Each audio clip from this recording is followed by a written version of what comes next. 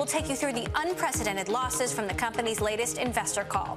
Plus, driverless car tech may be racing ahead, but who's writing the new rules of the road? We'll hear from the U.S. Secretary of Transportation, Anthony Fox, about self-driving regulation. And could someone hack your pacemaker? We'll take a look at the security vulnerabilities of medical devices and a bold new call from CARSON. But first, to our lead, and mounting financial losses at Uber. On a private conference call with investors, head of finance, Gautam Gupta, explained that Uber lost more money in the second quarter than it did in the first, totaling more than $1.2 billion in just the first half of the year. Uber turned a profit in the U.S. in Q1, but lost $100 million in the U.S. in Q2. And in the second quarter alone, investors were told Uber's losses significantly exceeded $750 million. And Uber has lost over $4 billion over the course of its lifetime. But with more than $16 billion already raised in cash and debt, how worrying are these losses? Here to help us break it down, staggering and again, possibly unprecedented numbers, our Bloomberg News Uber reporter Eric Newcomer, who broke this story. Great job, Eric. So it's growing fast, but it's losing faster. How worried should we be? Well, like you said, Uber has a lot of money in the bank. They still have $8 billion in cash. They have another $1 billion coming from JUDE. They have a credit line of $2 billion and $1.2 billion loans. So they have the money. So it's more, it's a matter of when can they turn around their burn rate. And it's something they can do, but the question is just whether, it will be as big of a business as it is today if they have to pull back on their losses. So where are these losses coming from? Is it China? Is it subsidies? It's definitely subsidies all over the world. China mostly. I mean, in 2 years, they've lost at least $2 billion there, especially in the second quarter. They were getting ready to negotiate with JUDE to cut a deal. So they had every incentive to get as much market share as they could to say, okay, we deserve this bigger stake in your company because we're a bigger stake of the market. And so they were going full tilt in China. And these are subsidies to drivers. Can they ease off these subsidies and remain competitive? When they are competing in a market with another player, drivers are super price sensitive. And, anyone in San Francisco, New York, where Lyft and Uber are competing, you can sort of see drivers with both apps going back and forth. And so you really have to make sure you're giving drivers the best pay if you want them to work for your service. So JUDE is going to give Uber $1 billion for its China business. How much will these losses change or subside once Uber is no longer in China, essentially? Yeah, it's hard to say. I mean, just the first quarter of this year, Uber was profitable in the United States. Now it's losing $100 million. Uber can really change its profitability very quickly just by saying, instead of taking 20% of bookings from drivers, we're only going to take 15%. And then all of a sudden, things skyrocket.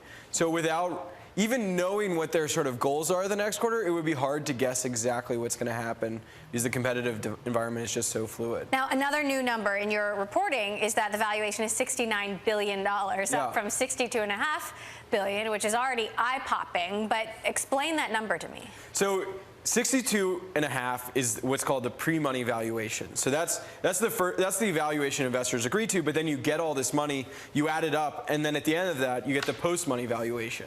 So for a while, Uber was sitting at $68 billion. JUDE invests another $1 billion. We end up at $69 billion, Uber's current post-money valuation. So my favorite part of your story is where you talk about whether or not there is precedent for this, and it's hard to recall a company that's lost this much money this fast. You mentioned Amazon never lost more than $1.4 billion. That was in 2000, so that was a lot. Yeah. 16 years ago. And they laid off like 15% of their workforce. But, is there any precedent for a company to lose this much money this fast, even if it has this much potential? Right. I went around, emailed a bunch of academics, talked to them. We couldn't figure out anything. A lot of people pointed to Amazon. I looked at Webvan and Cosmo, the .com era, lost phantoms now. And together, they only lost like $1 billion. And even when you look at public chip makers, it's hard to find companies that have invested quite as much as Uber. So it's really hard. And of course, Uber's not buying, big manufacturing facilities or anything like that. They're spending money on subsidies that go away after they've spent them. So it's really unprecedented, but it has the ambition of Amazon, where it's like, we want to build this huge network, and then we're going to turn on the profits. And of course, they've also got their passion projects, driverless cars, launching in Pittsburgh this month. Yep. Eric Newcomer, great reporting from you. Thank you so much. Keep it up. Thanks.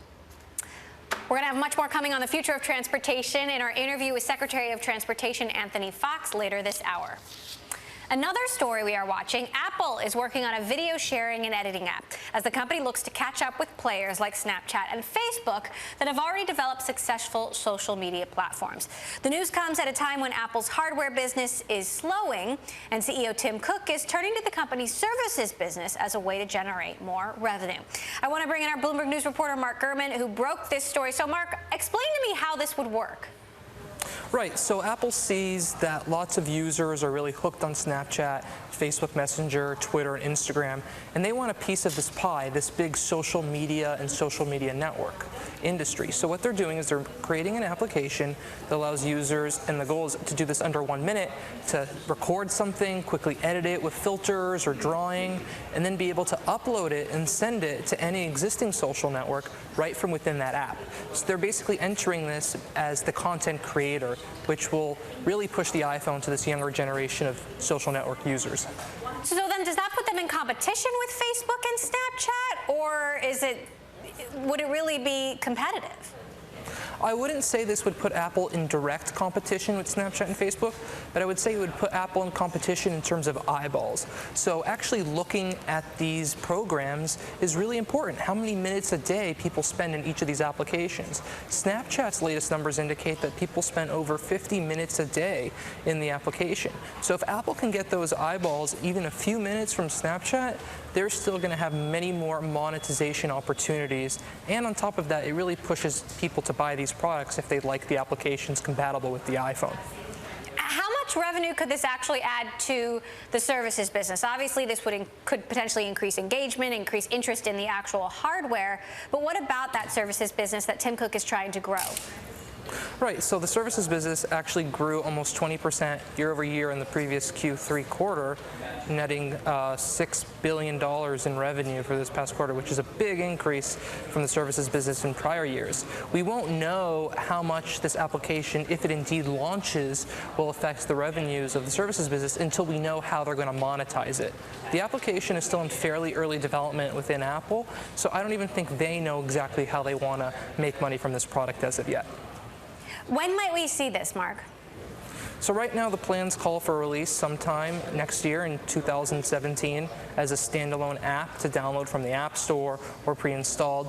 But it's to be seen if Apple ends up launching it. They've created applications in the past only to kill them mid-development. So we'll see how this goes. And last question. Look, I know you said they're not necessarily going to be in direct competition with Facebook and Snapchat, but these platforms already have well-entrenched ways that users get their video up on these networks. We've seen, Google try and fail many times to get into social networking. Do you think it's too little too late for Apple? I think it's too little too late for Apple if what they bring out is nearly identical to what every other player is doing. But the design, the goal for this application is really focused around being able to record a video, edit it, draw on it, apply some filters, ship it anywhere, send it to friends in all under 1 minute. And the goal is to be able to do this completely one-handed, really making it quick and easy for users. So we'll see if Apple is able to reach that goal. All right. Looking forward to seeing it if it happens. Bloomberg's Mark Gurman, thanks so much. Thanks. Well, GameStop shares are taking a big hit in after-hours trading. The video game retailer posting a sales decline of more than 10%. The second quarter is typically the slowest of the year for games, but that number was steeper than the maximum 7% decline analysts had projected. GameStop has been trying to reduce its dependence on physical game sales as more players buy products online. Coming up, the unorthodox pairing of a team of hackers and one of Wall Street's most respected short sellers. We're talking about the complicated ethics of Carson Block's potentially life-threatening short next. This is Bloomberg.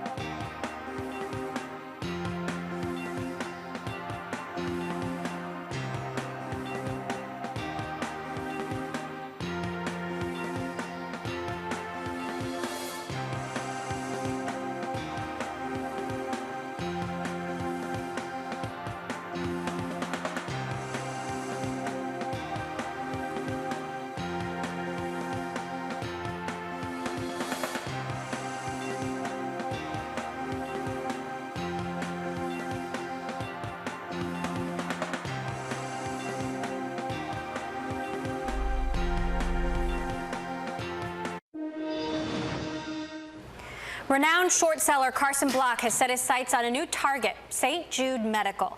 The Muddy Waters research founder warns that tens of thousands of Americans are living with ticking time bombs in their chest, pacemakers and defibrillators that can be easily compromised by low-level hackers, and in a nightmare scenario could be tampered with to launch a mass attack on users.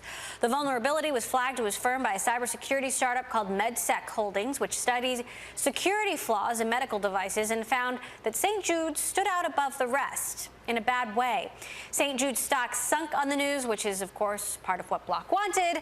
Bloomberg's Eric Schatzker sat down with Carson Block for an exclusive interview and asked about the ethics of publishing information that could be dangerous in the wrong hands.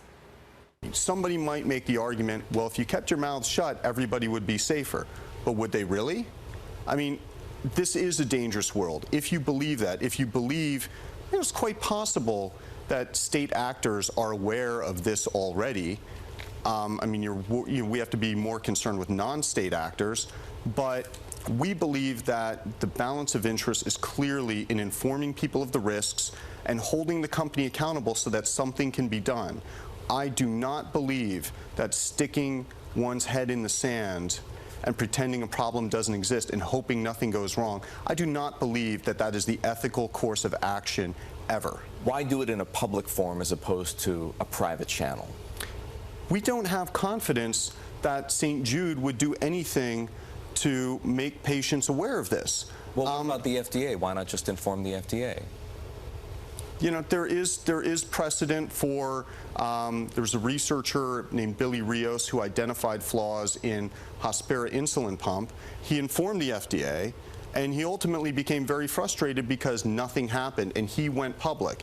Now, I think the FDA, it sounds as though they're more concerned about cybersecurity and they're more attuned to the risks. But look, I've never dealt with the FDA, and again, we feel it's important that users know, and we just don't necessarily have confidence in St. Jude and maybe even some of the institutions of government that the right thing is going to happen. I mean, St. Jude is a large company.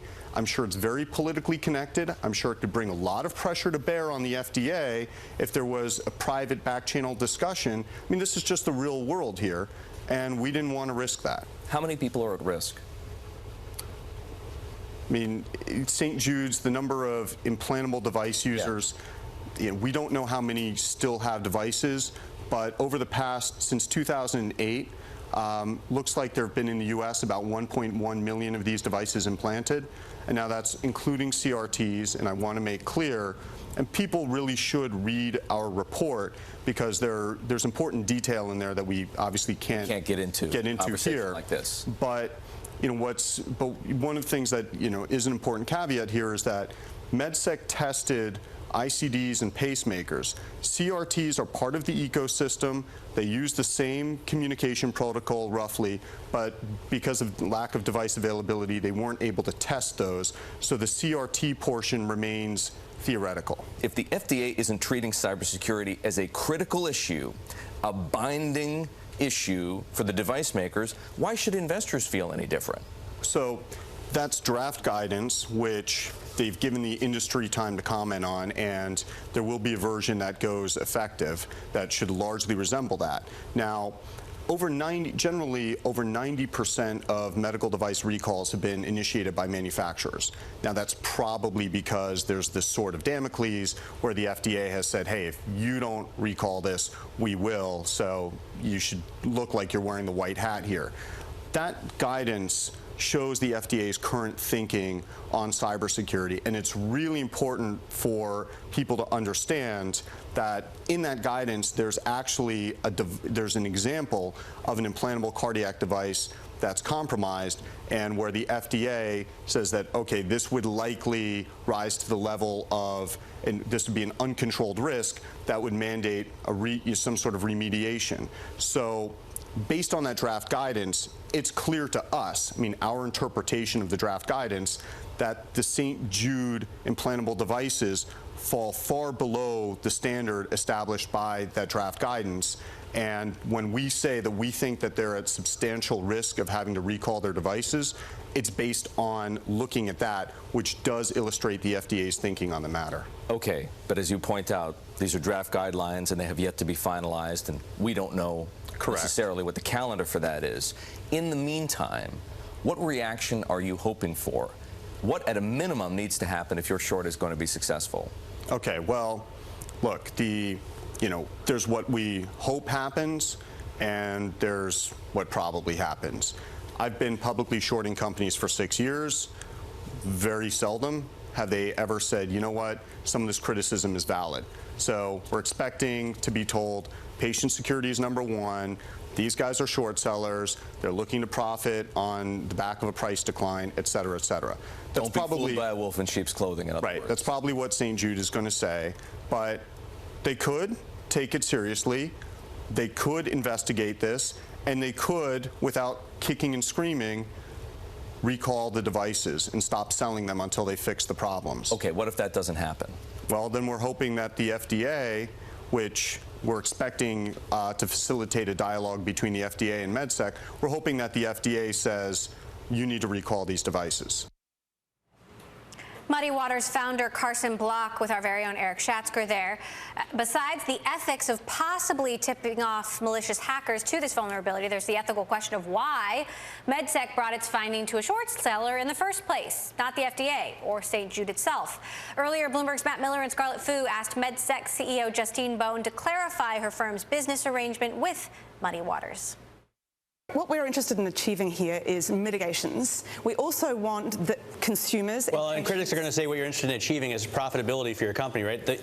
You maximize profit by going first to CARSON Block and publishing this short rather than going to St. Jude first. We believe that CARSON has a track history of holding large companies accountable, and that's why we're excited to partner with Muddy Waters. Not only do we want St. Jude Medical to be held accountable and to respond with urgency, but we want the patients and the public to be aware. I mean, the public has a right to know about the risks associated with this set of technology, and we felt very strongly that St. Jude Medical will likely to, as I say, shut this up and potentially do nothing about it once again. But MedSec is for profit. I mean, you're first and foremost, this is a business model to make money, right? We're a research company. We incur a lot of expenses in the process of conducting our research. This is not lightweight equipment. This is not software only. You can imagine our lab has got a lot of hardware equipment inside of it. So, of course, we're looking to recover our costs here.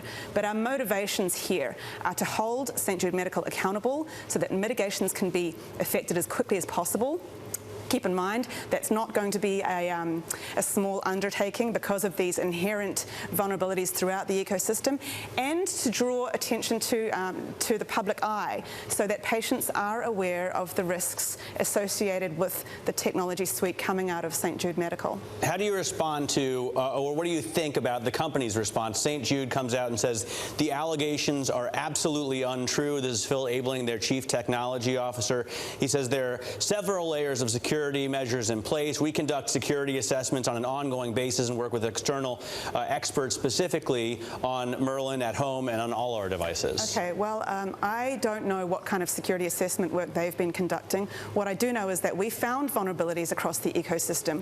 We developed what we call proof of concept exploits to demonstrate those vulnerabilities, to verify that they exist. And we put together, by chaining these vulnerabilities together, we put together 3 different attack scenarios, which we've reproduced internally under controlled conditions. We've demonstrated to Muddy Waters, and they reproduced themselves as well. So we've definitely verified the existence of these vulnerabilities that are used, that are present in St. Jude Medical equipment that's being deployed today. Okay, so you're monetizing your research, and you obviously have a business arrangement here with Muddy Waters.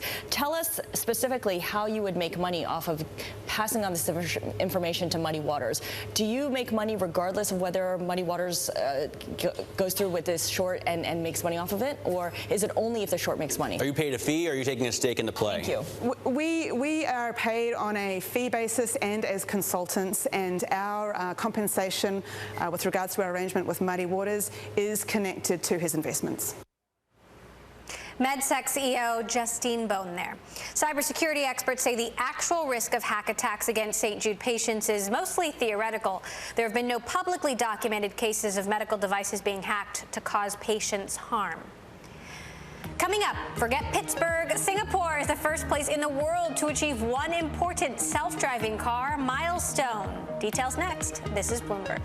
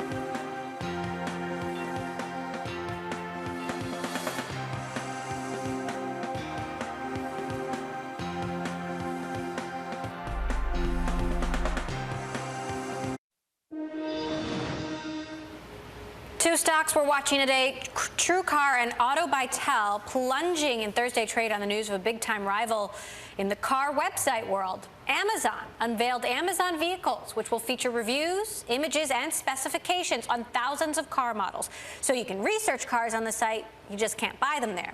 It's similar to other sites like TrueCar and AutoTrader, and it's designed to complement Amazon's other marketplaces for car parts and accessories.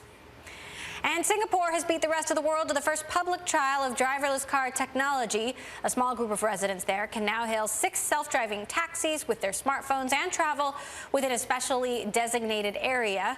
A startup called Nutonomy is running the trial. It's in talks with 3 other Asian countries as well as unnamed U.S. and U.K. cities about holding similar self-driving taxi trials. Coming up, staying with car tech, do not miss our conversation with U.S. Transportation Secretary Anthony Fox on how the government's trying to stay ahead of self-driving cars and drone regulation next. And if you like Bloomberg News, check us out on the radio. You can now listen on the Bloomberg Radio app, Bloomberg.com, and in the U.S. on SiriusXM. This is Bloomberg.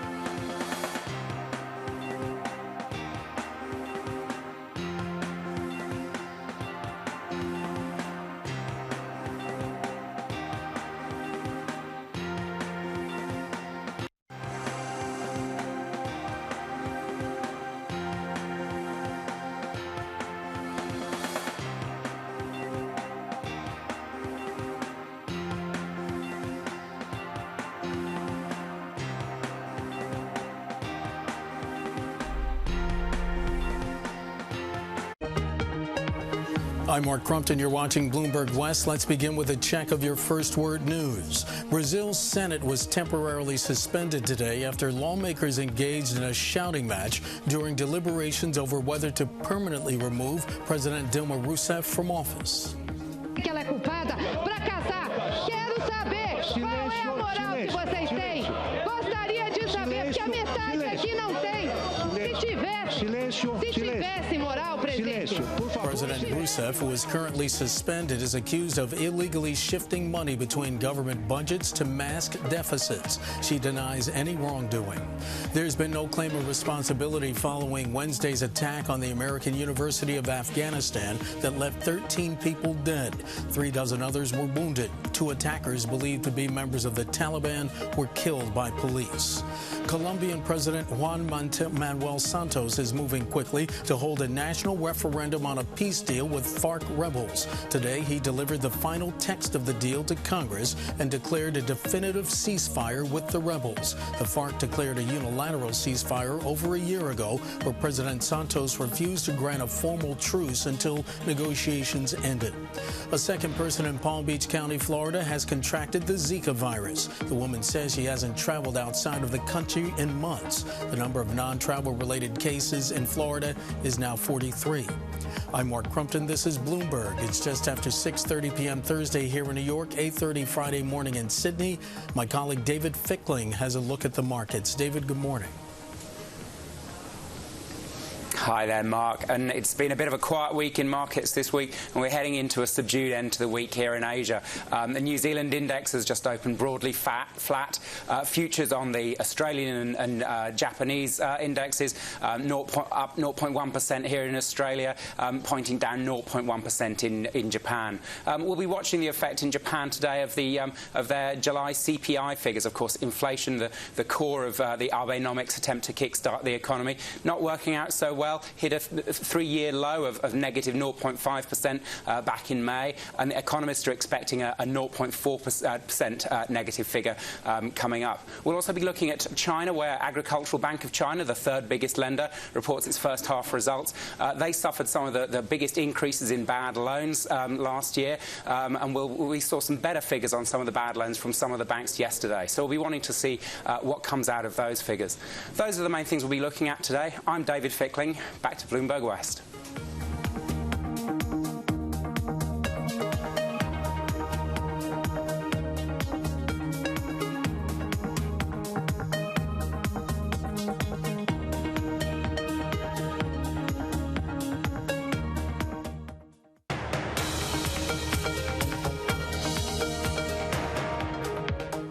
This is Bloomberg West. I'm Emily Chang. The race for driverless cars is heating up, with automakers in Detroit embracing innovative technologies from Silicon Valley, including self-driving cars, connected cars, and smart sensors. But one major question still remains. What are the rules? When will we get them? Who's at fault if something goes wrong? Transportation Secretary Anthony Foxx announced today that he aims to publish autonomous driving guidelines for the U.S. this summer. We sat down with Secretary Foxx right after this announcement for an exclusive interview. Take a listen. Well, look, we're at the early stages of a revolution in transportation technology, and piloting these automobiles in real time is going to be part of how we learn how to make them even safer over time. We're working on guidance through our department that will also, I think, help the industry understand what we're going to expect from a safety standpoint. But this is a burgeoning area, and we are going to work hard to make sure everyone's safe. So I know you said now that you're going to be putting out these guidelines by the end of the summer. What will those look like? Any concrete things you can share? Well, I have to let you wait for the for the guidelines to come out. But Emily, what we're trying to do is to try to lay out a framework that will make sure the industry understands the department's point of view and what our expectations are of industry. The states have played a significant role in regulating operations of cars, and so we're going to talk about some of that. And we're also going to talk about how our approach may or may not change, and some places where we think it may should change. And why just guidelines rather than explicit rules and regulations for something that involves the lives of millions of people? Well, I think there will be rules and regulations to follow, but we're at the beginning point of a very quick revolution in transportation technology, and for us, it's going to be very important to signal to industry and to all the stakeholders where we're headed so that they can plan accordingly, and as the rules come about, there'll be more details filled in. Now, U.S. regulators are investigating the tragic death of a Tesla driver who was using autopilot at the time. Do you really believe that these autopilot features make us safer? If so, how much safer? I do. I definitely think that there are technologies that will do better. Right now, we've had 33,000 deaths on our highways last year. We want those numbers to go down, and some of the data tells us that autonomous and connected cars can reduce by as much as 80% the fatalities and accidents that occur on our roadways. So this is a huge opportunity, but it has to be done safely, and that's the signal we're sending to the industry. Last month, you alluded to pre-market approval steps when it comes to self-driving technologies. What might those entail? Well, again, we'll have to wait on the guidelines to come out. What I would say is the problem we're trying to solve is that along with the disruptive technology of autonomous vehicles, connected vehicles, there's also the possibility that we get a wide range of entrants into the marketplace who are trying to build new automobiles. And right now we have a self-certification system where the industry, automakers, see our standards. They're required to apply those standards, but they actually self-certify that they're meeting the standards. And so we don't actually find until after something's gone wrong when they haven't met the standards. So our point is that as we shift to this new era, we need to have a conversation about whether we should be doing something different on the front end to make sure the vehicles are safe. What are the negatives to self-driving cars? Do you see any? Well, look, I think there are an awful lot of positives, but I think one of the things is that there are places where we don't know what we don't know. And part of what we're trying to do with these guidelines is to account for the fact that there are going to be learnings that come about over time. But we do know certain things. We know that safety has to be thought about at the very beginning of the development of this technology, and that manufacturers are going to have huge amounts of vigilance on that issue in order to prove to us that they can meet the standard. How worried are you about car hacking? I think it's a concern. It's a concern that we in government have and should have. It's also a concern that industry has and should have. I think the automakers themselves individually are doing a lot to try to ensure their systems are safe. I would like to see the industry doing even more together to make sure that across the system we're getting great safety. So we're seeing a lot of big tie-ups between Detroit and Silicon Valley, GM and Lyft, Google, Fiat, Chrysler. Do you have any concerns about these big companies coming together around regulation? Well, obviously I have to be careful not to put my thumb on the marketplace, but it's an interesting convergence of the technological edge with the conventional automakers. I think there are some symmetries there that folks are seeing where on the technology side, folks out here aren't as used to building cars and putting cars on the road, which is a very complicated business outside of the leading edge technology. On the conventional side, there are ideas out here that are being harvested and incorporated into vehicles all the time. So it's really not that surprising to see that trend occur. But I think you're going to continue to see a wide spectrum of entrants into the automobile market. Up until now, the federal government has focused on the safety of cars, whereas states have focused on the safety of drivers. How will that change in this new paradigm? Well, that's one of the questions that I hope our guidance speaks to, which is now that you have the possibility of the car and the software working together to operate the vehicle, what should states, what should their role be in this new world?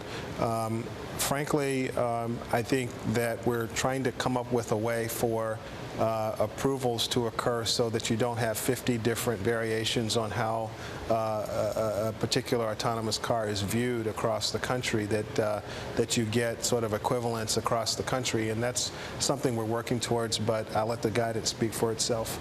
Now, I know you guys are dealing with this Tesla investigation now. There will be more accidents as more of these cars get on the road. In those instances, is the driver driver at fault? Is the driver at fault if their hand was supposedly not even supposed to be on the wheel? Yeah. Is the company at fault? Well, the first thing I'd say is that right now, there's some data that says that we could get as much as an 80% reduction in fatalities and accidents. And I want to point out that 80% isn't 100%. So we do understand that there will continue to be some level of accidents that occur. Hopefully we can get closer to zero, but we're going to keep working at it. On the core question you asked, look, we've got a lot of work to do with the industry to be able to assure ourselves that we're getting the performance out of these vehicles that we need. Have you been in a self-driving car? I have. Which car? I've been in the Google car. What'd you think? It takes a little getting used to. You know, I'm a bit of a control freak, so when you're not in control, it's kind of hard. When was that? Was that recent? It's been a couple of years ago. Okay. So I want to talk about drones because this is also an area that you regulate. Sure. There are so many drones already flying across the country. Yep. Google and Amazon are testing commercial applications of drones. What are the challenges that lay ahead in regulating this industry? You know, with drones, first of all, there's a huge amount of promise for commercial applications of drones. Everything from surveying agriculture to security of our rail system to fighting forest fires. There's so much that can be done with this. I think the commercial uses of it are moving along quite well. Our rule that will take effect on Monday of next week, August 29th, will enable more commercial uses without having to go through our current exemption process. So it's really going to open the door to many, many more uses that commercial users can put to UASs.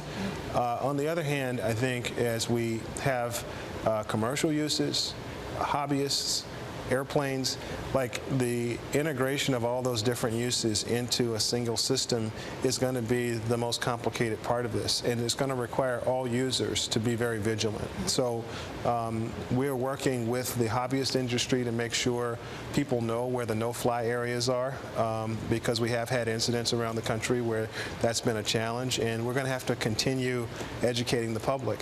The transportation industry is changing very quickly. How do you see drones potentially playing a role in the future of our transportation? Well, it's interesting to think about. You know, will it take trips off the road? You know, will the delivery systems that some companies are promising provide us with a third way to move things that wasn't there before and reduce the number of trips that are taken on the surface transportation system? It's an open question because as we're asking that question, our population's continuing to grow, and we'll see. I don't know that we know that answer right now, but what I do know is that we are going to see uses of these drones that dramatically change our lives. The idea, for example, that when we're fighting a forest fire, there may be hugely dangerous places where human beings would be endangered by going to stop a forest fire, where a drone can now go in and do some of that work for us. And some of those applications are pretty exciting to think about. I know you're also very focused on smart cities. What role do you see for startups and big tech companies in shaping the transportation of the future? So I think this is a really huge opportunity for the tech community and for cities. Our cities are becoming even more dynamic as more population flocks into the cities. The transportation challenges are becoming more complicated, and the need for greater choices is increasing. And people want to be able to bike and walk and drive and ride a train or a bus or a light rail system or subway. I think the question for the tech community is, how well have you thought about the uses of all users? There's so many technologies now that require the use of like a smartphone, but when you're the mayor of a city, and I can speak from experience, you have to think about the people who don't have a smartphone. Right. And so I think the tech community is going to learn a lot about how to deepen the penetration of the technologies they're generating, and the more they're able to do that, I think the more they'll find a ready audience in the cities. U.S. Department of Transportation Secretary Anthony Foxx. Coming up, political campaigns are flocking to social media more now than ever. We will speak to the man behind President Obama's winning tech strategy in past elections and discuss how Snapchat is changing the game. This is Bloomberg.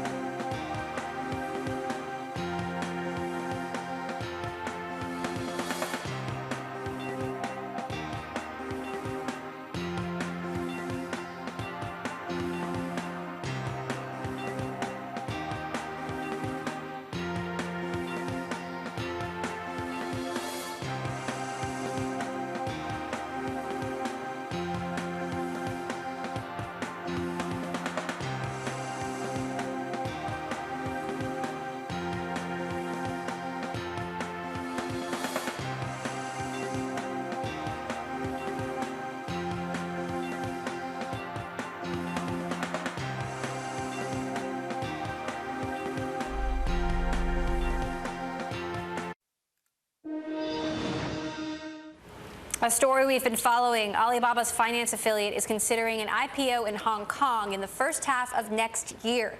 Ant Financial, as it's called, is said to have run into regulatory hurdles for a dual listing that would have included Shanghai. This according to people familiar with the matter, who went on to say that a mainland China IPO hasn't been completely rolled out just yet. Ant Financial controls China's biggest online payment service, Alipay, and was last valued at $60 billion. The U.S. presidential election is now just 90 days away, and both Hillary Clinton and Donald Trump are looking to social media to book their ticket to the White House. Both candidates have stepped up their spending on Snapchat in the last month. The move is the first significant national advertising spending on the platform for both campaigns. President Obama's 2012 re-election campaign CTO and Braintree head of commerce, Harper Reid, joins me now here in the studio, and I'm so curious what's been going through your mind as you've been watching these campaigns unfold, knowing that you were the person in the driver's seat for the Obama campaign, what that would be like. Well, if you were doing the same for Hillary now.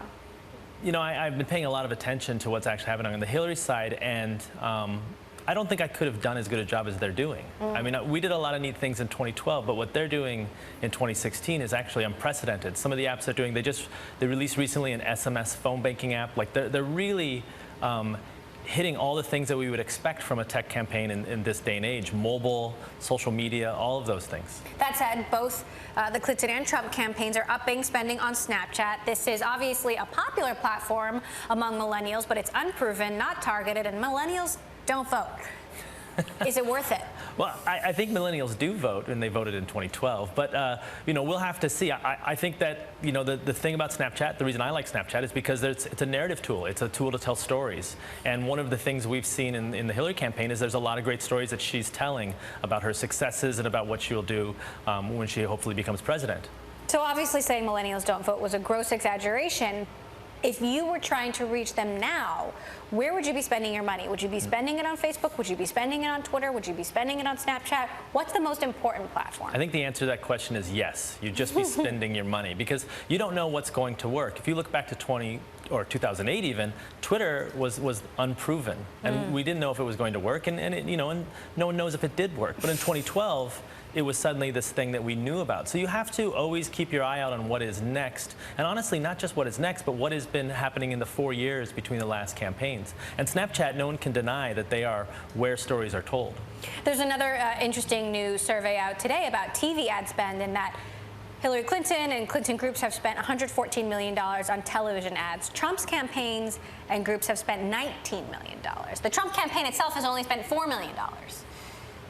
He is getting a lot of free publicity, but is that a smart way to not spend your money? Well, I mean, I would prefer to be on the Hillary side in this equation, and purely because You're saying it's still worth it to spend money on TV? Yeah, there's a lot of middle America who's not on Snapchat. There's a lot of all sorts of Americans who are not on Snapchat, and a lot of those people have TVs, and it's important to reach into those, to those homes. And if you look at some of the cool stuff we did on the tech side in 2012, we did a lot about optimizing those TV buys. I have to imagine that the Clinton campaign is doing a lot to optimize those TV buys. So that $140 million might be worth $200 million. Might be worth $250 million. The thing that's important is they're actually doing the work to get the votes, and I just don't think that the Trump campaign is doing that work. Does it matter if he's on cable news all day long? Maybe.